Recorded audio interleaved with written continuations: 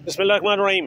हम मौजूद हैं अडियाला जेल के बाहर और इससे पहले अभी हम अडियाला जेल के अंदर थे और वहाँ पर जो इमरान खान साहब का जो ट्रायल हो रहा था तोशा खाना केस में, उसकी पूरी कवरेज की है। इमरान खान से मुलाकात भी हुई है, उनसे मीडिया टॉक भी हुई है और इस पूरी जो यहाँ पर जो मंजरनामा था अदालत का, वो हमने आज अपने नाजरीन के सामने रखना है। आज की जो कार्रवाई थी, ये चूँकि अदालत ने ये कहा था कि ये ओपन होनी है, यानी इसमें मीडिया भी होना चाहिए, इसमें आपके जो अवाम है वो भी होनी चाहिए। तो एक मखसूस तादाद में मीडिया के रिप्रेजेंटेटिव्स को और कुछ जो अवाम है उनमें से कुछ लोगों को यहाँ पर इजाज़त मिली थी। आज उनको एंट्री मिली और उनको अडियाला जेल के अंदर जाकर यहाँ पर, मैं सबसे पहले तो ये बता दूँ कि यहाँ पर एक स्ट्रिक्ट एक सिक्योरिटी का मरहला था जिससे गुज़रना पड़ता है आपको।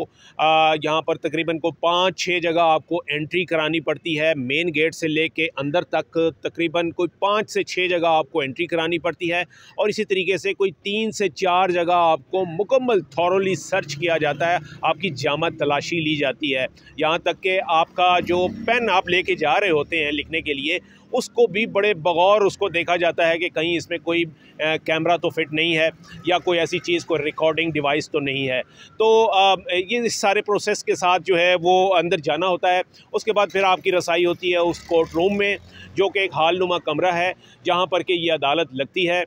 जब यहाँ पर साइफ़र का केस होता है तो फिर यहाँ पर स्पेशल कोर्ट के जज जो हैं वो आके अपनी अदालत लगाते हैं और जब यहाँ पर जो नैब से मुतालिक जैसे आज केस था तो वो नैब के जज मोहम्मद बशीर यहाँ आए हुए थे, क्योंकि तोशा खाना केस जो है वो नैब का केस है।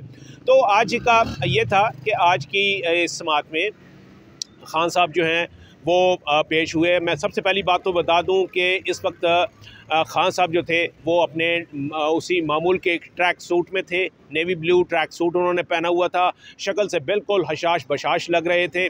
बल्कि अगर ये कहा जाए कि बाकी लोग जो हैं वो मरीज़ लग रहे थे और क्योंकि वो थके हुए थे, और जबकि खान साहब कैदी होने के बावजूद उनके चेहरे से बशाशत जो है वो टपक रही थी और वो बिल्कुल, यानी कि जिसे हम कहते हैं ना कि एक अपनी नींद पूरी करके एक्टिव हो के, आराम पूरा करके आप हशाश बशाश हो के, तरोताज़ा हो के किसी भी एक्टिविटी में हिस्सा लेते हैं। तो वहाँ आए और दौरान समाअत यहाँ पर आकर उन्होंने, चूँकि उनकी जो शरीक को एक्यूज़ थी बुशरा बीबी, वो भी इसमें शरीक मुल्ज़िम थी, वो यहाँ आए जब कमरा अदालत में, तो उन्होंने पहले वो उसमें जो मुल्ज़िमों को कटहरे बनाया गया था, जो एनक्लोजर है, उसमें वो गए तो वहाँ बुशरा बीबी मौजूद थी। उन्होंने उनसे उनको हक किया, उनसे गले मिले।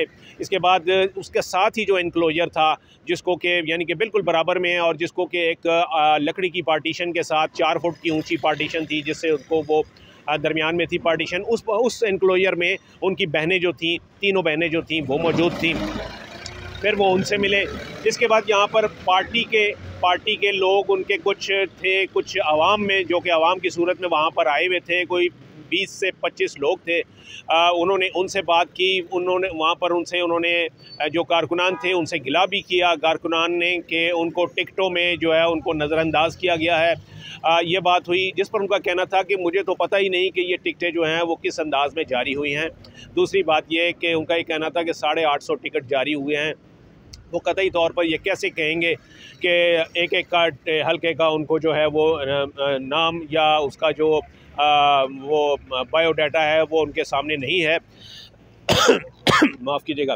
फिर उसके बाद उन्होंने ये कहा कि यहाँ पर उनके वकील जो हैं वो आते थे, गौर खान जो कि पार्टी के इस वक्त चेयरमैन हैं, लेकिन उनको भी यहाँ पर एक कागज़ भी नहीं दिया जाता था और उसमें ये होता था कि वो पूरा रिकॉर्ड जो है वो लाना चाहते थे, लेकिन 850 टिकटों का रिकॉर्ड जो है वो उनके पास नहीं आ सका।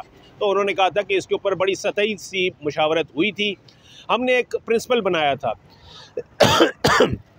उनका ये कहना था कि उन्होंने एक उसूल बनाया है कि जिस शख्स ने भी प्रेस कॉन्फ्रेंस कर दी और वो छोड़ गया पार्टी को और राहें जुदा कर ली, उसको फिर टिकट जो है वो नहीं दिया जाएगा।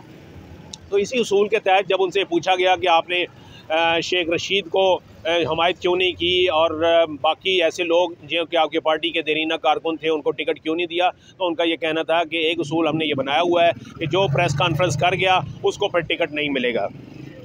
फिर इन्होंने गिला किया कि जी यहाँ पर नैब जो है वो आके झूठ बोलता है, वो कहता है कि जी अलकादिर ट्रस्ट की जो ज़मीन है वो मेरी ज़मीन है, हालांकि मेरी मलकियती ज़मीन नहीं है, ये ट्रस्ट की मलकियत है। उन्होंने कहा कि जी इस वक्त हो ये रहा है कि अरबों रुपए की मनी लॉन्ड्रिंग है जो कि शरीफ बरादरान को माफ़ कर दी गई है। उनके ऊपर शहबाज शरीफ के ऊपर उनका कहना है कि 24 अरब का मामला था करप्शन का, खुर्द बुर्द का, वो माफ़ कर दिया गया। उन्होंने कहा कि जी उनका जो एब्सकॉन्डर यानी कानून से राय फरार इख्तियार की थी वो मामला भी माफ़ कर दिया गया, पनामा केस उनको माफ़ कर दिया गया। और इनका ये कहना था कि जी शरीफ बरादरान को मुकम्मल तौर पर माफ़ी मिल रही है और मेरे ख़िलाफ़ जो है वो अब केस चलाए जा रहे हैं। जब उनसे पूछा गया कि आपसे कोई डील हो रही है या इस हवाले से किसी ने कोई बात की, तो उन्होंने कहा कि जी मैंने तो 18 माह पहले ये कह दिया था कि जी मुज़ाकरात होनी चाहिए, हर चीज़ का मुज़ाकरात होने चाहिए, लेकिन आज भी वो ये कहते हैं कि मुज़ाकरात अगर होंगे तो सिर्फ एक ही एजेंडे पर होंगे कि फ्री एंड फेयर इलेक्शन होने चाहिए। फिर उनका ये कहना था कि जी अदालतों को क्या नज़र नहीं आ रहा कि यहाँ पर हमारे साथ क्या हो रहा है, हमें दीवार के साथ लगाया जा रहा है, हमारी ज़्यादतियाँ हो रही हैं।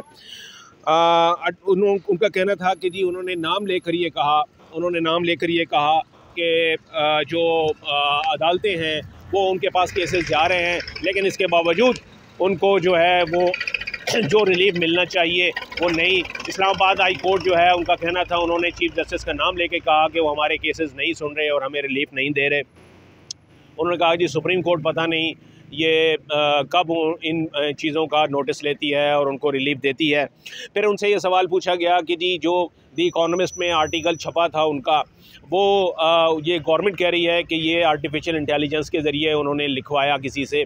तो उनका कहना जी ये इतने लोग इतने बेवकूफ़ हैं कि इनको ये नहीं पता कि मैंने अपने वकीलों को ख़ुद कहा कि जी मेरे जो वीलॉग्स हैं मेरी जो है, और मैंने उनको ख़ुद कुछ नोट्स जो है वो बताए कि इन लाइनों के ऊपर जो है ना चीज़ें कंपाइल करनी हैं और ये मजमून कंपाइल करके जो है वो फिर उनको देना है। यहाँ पर तो वो कहते हैं कि जी मुझे तो ये कागज़ भी नहीं देते लिखने के लिए। तो इस हवाले से उनका ये कहना था कि ये उन्होंने इसके जितने भी कंटेंट था वो उन्होंने अपने वकीलों को दिया और उन्होंने फिर वो कंपोज करके वो आर्टिकल जो है द इकोनॉमिस्ट को भेजा और वो उसको पूरी तरह से ओन करते हैं कि ये आर्टिकल उनका ही लिखा हुआ है। फिर इसके अलावा उनका ये भी कहना था कि जी इस वक्त जो है जो बल्ले का निशान है अगर उनको नहीं मिलता तो उनका ये कहना था कि जी वो हर सूरत में आखिरी बॉल तक लड़ेंगे, ना सिर्फ बल्ले के निशान के लिए बल्कि इलेक्शन में भी भरपूर। उनका ये कहना था कि जी आवाम उनके साथ है और आवाम जो है वो किसी सूरत आवाम को शिकस्त नहीं दी जा सकती।